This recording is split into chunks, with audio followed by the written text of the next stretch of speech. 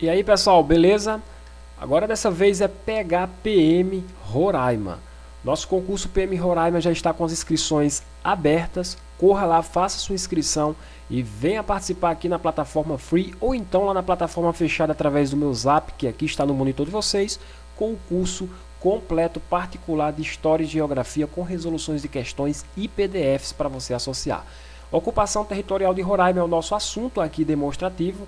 Então deixa aquele joinha, curte, comenta, compartilha nossos vídeos nas redes sociais. Isso vai incentivar o professor a vir aqui postar questões sobre esse tema, né? Eu trarei questões também, batendo mesmo em cima da nossa banca. Então vamos deixar de conversa e vamos entender aqui o nosso panorama da ocupação territorial de Roraima. A história de Roraima, pessoal, ela é muito recente, né? Porque apesar da capital Rio Branco ter sido conhecida e batizada somente em 1639 por Pedro Teixeira, foi somente em 1775, quase 3 séculos após a descoberta do Brasil, ou a colonização do Brasil, que foi construído o Forte de São Joaquim. Marco consolidador, eu vou fichar até com outra cor aqui com vocês, ó, marco consolidador da presença portuguesa na região.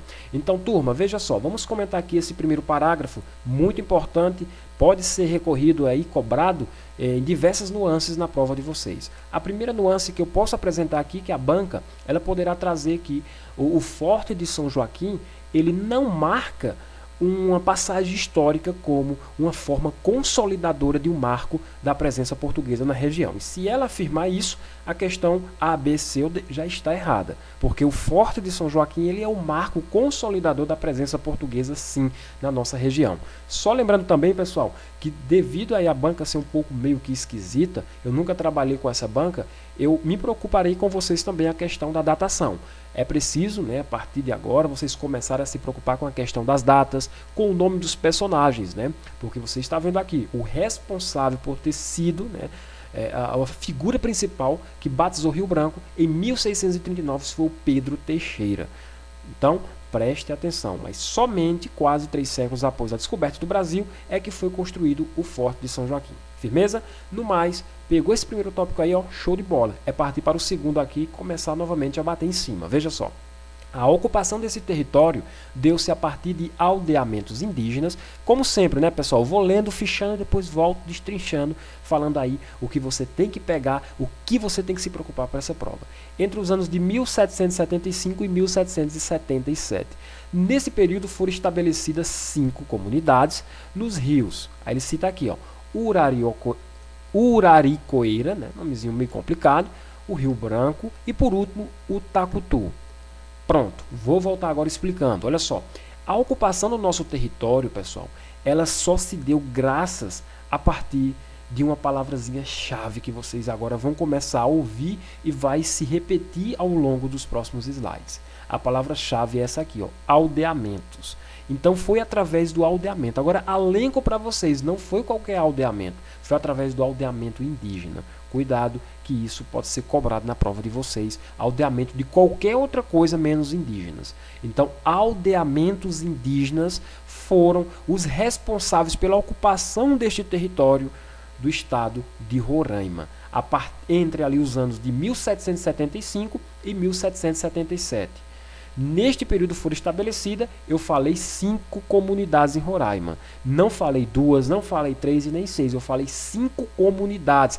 Galera, vai fichando aí no caderno de vocês, vão fazendo os esquemas, não fiquem só olhando aqui para o monitor não, porque simplesmente vocês vão estar perdendo a chance de já ir fazendo os seus esquemas para revisar depois. Cuida, não perde tempo não. Então essas 5 comunidades foram estabelecidas onde? Nos rios. Quais, professor? Aí eu vou fichar com vocês, porque a banca pode dizer essas 5 comunidades sem erro nenhum, aí via trocar o nome dos rios. Mas eu elenco para vocês que os rios são o Uraricoeira, tá aqui o rio primeiro Uraricoeira, tá aqui o Rio Branco e por último o rio Tacutu. Está aqui todos os três rios aonde foram estabelecidas essas nossas 5 comunidades. Tá certo? Pegou aí o ponto, fio da meada, continuando, ó. Entretanto, nos anos de 1780 e 1781, os mesmos foram abandonados pelos índios, que não aceitavam as condições impostas pelos portugueses. Então, olha só, os índios, eles não aceitavam, viu, pessoal? Cuidado com essa negaçãozinha aqui em prova. Eles não aceitavam as condições impostas pelos irmãos portugueses, porque os irmãos portugueses queriam escravizá-los, não tinha pena, nem dó e nem piedade desses indígenas. Por isso que esses índios, eles não aceitavam essas condições impostas pelos portugueses. Mais tarde vai gerar uma revolta, que vocês vão ver já já o nome dessa revolta, tá bom? Em 1784, houve nova tentativa de colonização por meio de aldeamento. Novamente, pessoal, a palavra aqui, ó, aldeamento. Quando os portugueses fundaram quatro novas aldeias, ficho com vocês aqui a palavra quatro novas aldeias. Todavia, esta tentativa fracassou. Ele vai dizer lá na prova que essas tentativas foram bem logradas. Todavia, esta tentativa fracassou. Em 1790, marcada com a grande revolta dos indígenas. Revolta esta, que chegou ao ponto agora de falar qual é a revolta da Praia de Sangue. Então, pessoal, olha aqui o que eu apresentei aqui com vocês nesse slide. Eu apresentei aqui fortes tendências a vocês encontrarem na prova de vocês em cima do tópico ocupação territorial de Roraima. Falei aqui, né, da nossa questão dos aldeamentos como uma figura importante, né, para a ocupação desse território. O aldeamento em cima da base dos indígenas. Compreenda-se também aí, se você achar necessário, de acordo com a banca, que esses aldeamentos foram estabelecidos entre o interregno. Interregno esse de 1775 até 1777. Então, 2 anos, né, de interregno aí, onde nós temos a ocupação desses aldeamentos em cima de indígenas. Tá bom? Dando continuidade, falei 5 comunidades que foram estabelecidas. Entre essas 5 comunidades, em 3 rios diferentes. Quais foram os 3 rios? Uraricoeira, o Rio Branco e o Rio Tacutu. Entretanto, nos anos de 1780 a 1781, os mesmos foram abandonados pelos indígenas.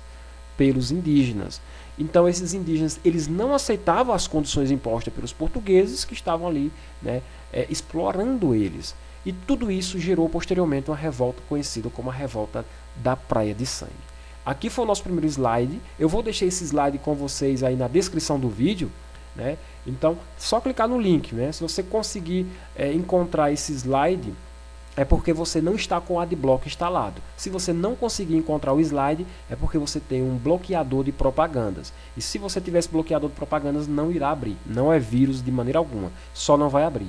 Pode ser que o seu navegador acuse como vírus, porque é algo novo de uma página de propaganda. E o seu navegador está automaticamente preparado para bloquear. Tá certo? Então, se você não tem o Adblock, baixa lá esse material. É um material importante para vocês. Continuando, ó. Com isso, a coroa portuguesa muda de estratégia e decide efetivar a colonização do Rio Branco com a introdução de quê, pessoal? Do gado nas margens do rio Uraricoeira. Olha aqui qual foi, né, o objeto introduzido pela coroa, tá bom? Para que nós tivéssemos aí uma efetivação da colonização do Rio Branco. A introdução do gado. Fiz com vocês aqui, ó. Deixa eu só pegar o pincel verde, ó. Introdução do gado às margens do rio Uraricoeira. E Rio Branco também, né, em franco processo de expansão e colonização. A primeira fazenda foi montada no rio Uraricoeira e tinha o nome de Fazenda de São Bento. Posteriormente foi fundada a Fazenda de São Marcos, no rio Tacutu.